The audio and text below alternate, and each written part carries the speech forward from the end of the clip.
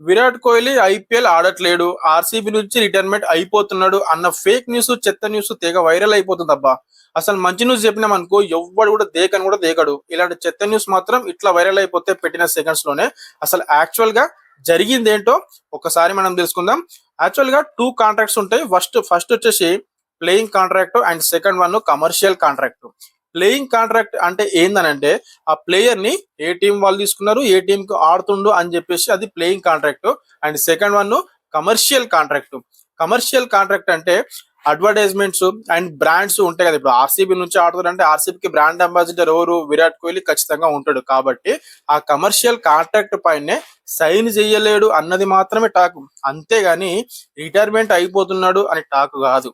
అసలు యాక్చువల్ గా మరి ఎందుకు సైన్ చేయలేడంటే అసలు ఆర్సీబీ ఓనర్షిప్ కూడా మార్పిడి జరుగుతున్నది కదా, దాని వల్లనే ఆ కాంట్రాక్ట్ పైన కూడా సైన్ చేయలేడు అన్నది మాత్రమే టాక్.